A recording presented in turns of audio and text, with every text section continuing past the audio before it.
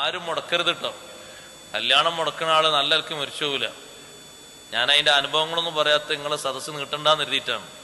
ഒരുപാട് ആൾക്കാർ അനുഭവങ്ങൾ എൻ്റെ അടുത്തുണ്ട്. ഒരൊറ്റ കുട്ടിൻ്റെയും കല്യാണം മുടക്കരുത്. കല്യാണം നമ്മൾ മുടക്കിയാൽ നമ്മളൊരു പാഠം അല്ലാഹു തആല ഇവിടുന്ന് പഠിപ്പിക്കും. ലുൽമാണ്. ലുൽമ ചെയ്ത ഒരാള് അതിന്റെ ശിക്ഷ അനുഭവിച്ചിട്ടല്ലാതെ എന്തായി പോവില്ല, മരിച്ചു പോവില്ല. ലുൽമ ഒരാള് ചെയ്തോ, അത് മനുഷ്യനല്ല, ഒരു ജീവിക്കാണെങ്കിലും കാട്ടുജീവിക്കാണെങ്കിലും നാട്ടുജീവിക്കാണെങ്കിലും ഒരു അന്യായം ചെയ്തോ തക്ക ഫലം കിട്ടിയിട്ടേ മരിച്ചു പോകും. ലുൽമ ചെയ്യാൻ പാടില്ല. ലുൽമാണ് ആ സാധനം, കല്യാണം മുടക്കുക എന്നുള്ളത്.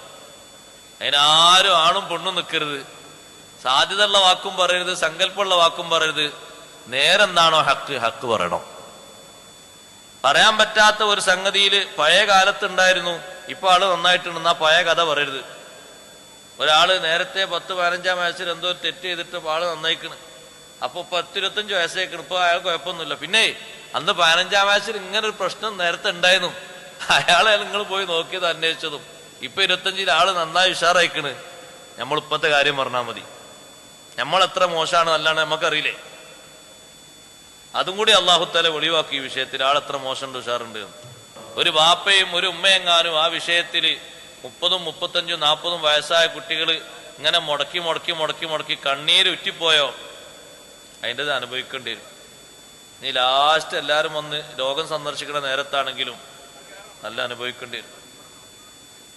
നാട് ഭരിച്ചിരുന്ന ഒരാളല്ലേ ഹജ്ജാജ് ഇബ്നു യൂസുഫ്. ഒരു കാരണമില്ലാതെയാണ് സയ്യിദ് ഇബ്നു ജുബൈർ റളിയല്ലാഹു അൻഹുവിനെ കൊന്നത്. മരിക്കണേന് മുമ്പ് രാജാവിനെ സന്ദർശിക്കാൻ വരുന്ന ആൾക്കാരോടൊക്കെ മൂപ്പര് പറഞ്ഞ വാക്കെന്താണെന്നറിയോ? അസ്വാബത്തിനി ദഅവത്തു സഈദ്. സയ്യിദ് ഇബ്നു ജുബൈറിന്റെ ദുആ എനിക്ക് പറ്റിപ്പോയി. വല്ലാതെ വേദന, അസഖ്യമായ വേദന. എന്റെ ശരീരം തുണ്ടം തുണ്ടാക്കി ആരെങ്കിലും മുറിച്ചെന്നെങ്കിൽ വേദന കൊണ്ട് സഹിക്കാൻ പറ്റുന്നില്ല. എനിക്ക് എവിടേക്ക് നോക്കിയാലും സയ്യിദ് ഇബ്നു ജുബൈർ എന്നെ ഭീഷണിപ്പെടുത്തുന്നുണ്ടോ എന്ന് എനിക്കിങ്ങനെ തോന്നിപ്പോകുന്നുണ്ട്. ഞാൻ കുടുങ്ങിയിട്ടുണ്ട്.